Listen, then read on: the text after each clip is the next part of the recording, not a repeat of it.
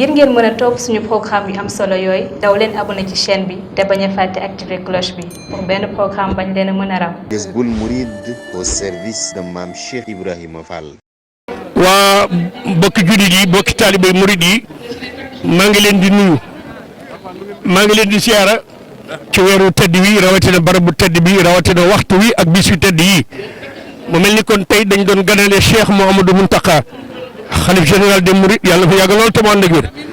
waaye moom de xanaa alxames yi maamam ñëwee woon fii alxames jooju maamam di ko fàttali ko waxtu ne alxames jooju lañ ko dugaloon ci camp Diel Diop muy 1 mètre carré mu métti lool néeg boobee fa la ko yonent bi fekk ñu ko am sa te sama baay dañ ko jam xotti biiram yëy xol bi buusuma ko maam Jaara bu sa fekk ko fa ne ko fukki at ak juróom-benn laa am man góor ñi oo balaa jigéen ñi Ahmadou boo mënta dem bàyyil ma dem néeg boobu di 1 mètre carré ci camp Diel Diop Cheikhul Khadim ñëw fi alxames farante néeg boobu ak ajjuma muy 1 mètre carré tey nag fii ma toog 1 mètre carré yooyu man mi maa ko yee salaat 65 000 mètres carrés yi it maa ko jëkk a gis kon 1 mètre carré bu ñu fayee sëñ Touba 65 000 mètres carrés léegi sa jëm bu tedd bi ñëw fi alxames jullee fi ajjuma léegi nag motaar ya daloon sëriñ bi ni ko doo ko fi defee léegi nag ñoo ñëw dal ko ni bu leen ko yàqeel bàyyi leen mu defee ko fi kon nag sëriñ Touba nag maamam moo ne woon bil Muntaqa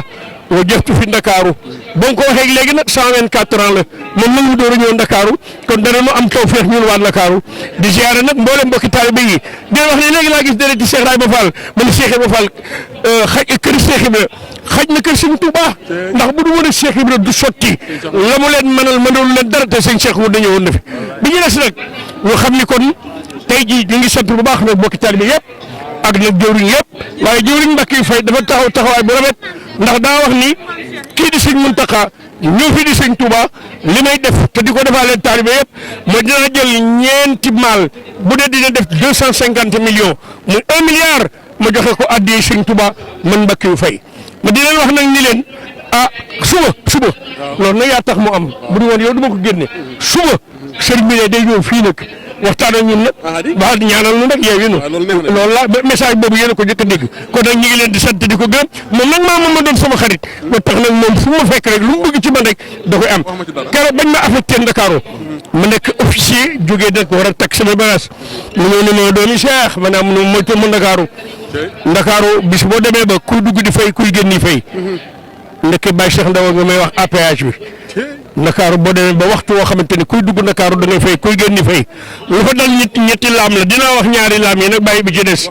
dégg nga ñetti laam yi mooy lekk luyaas bi ci des du ma ko wax ndax jigéen ñee ko yor wasalaamaaleykum wa rahmatulah.